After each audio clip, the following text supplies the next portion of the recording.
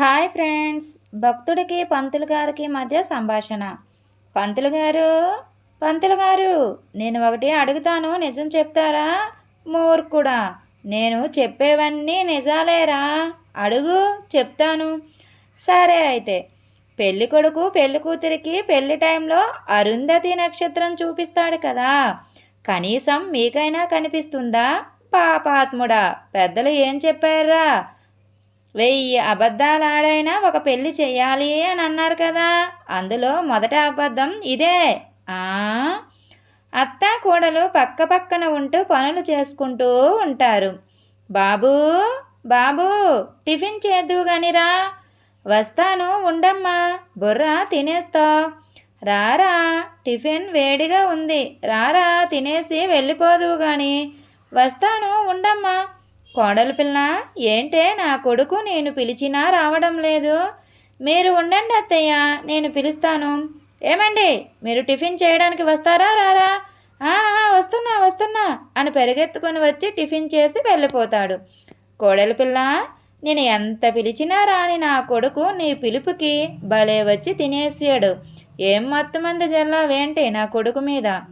మీరు పిలిచిన వెంటనే మామయ్య గారు పరిగెత్తుకొని వస్తారు, మీరు ఆయన మీద ఏం మత్తుమందు జల్లారో నేను కూడా అదే మత్తుమందు జల్లాను మా ఆయన మీద. పెళ్ళి కాకముందు ఒక అబ్బాయి ఎలా ఉంటాడంటే, ఒరే వెదవా, ఎక్కడ ఉన్నావురా? అమ్మా, ఫ్రెండ్స్తో బీచ్కి వచ్చాను, ఉండవే, ఫోన్ పెట్టే.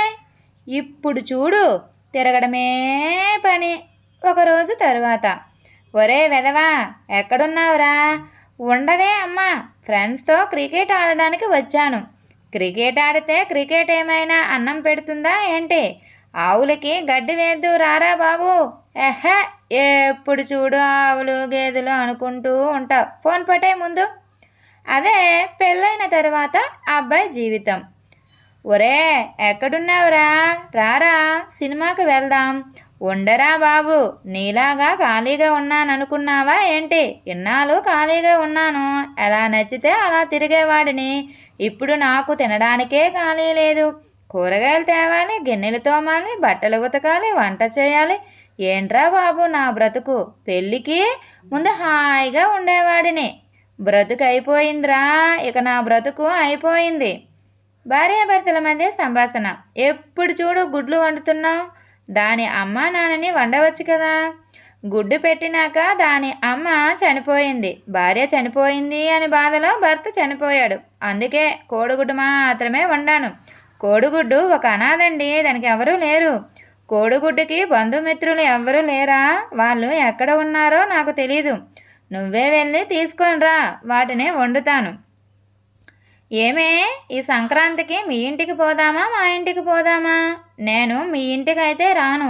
ఒకవేళ వెళ్ళామనుకో, అక్కడ పని మొత్తం నేనే చేయాలి. గిన్నెలు నేనే తోమాలి, బట్టలు నేనే ఉతకాలి, వంట నేనే చేయాలి. ఇవన్నిటికీ నేనే డబ్బులు ఇవ్వాలి. అదే మా ఇంటికి అనుకో, ఏ పని చేయనక్కర్లేదు, హాయిగా నిద్రపోవచ్చు. వాళ్ళే అన్ని పనులు చేసుకుంటారు. మనం వచ్చేటప్పుడు బూర్లు గార్లు ఇస్తారు, బట్టలు పెడతారు, ఇక డబ్బులు కూడా వాళ్ళే ఇస్తారన్నమాట.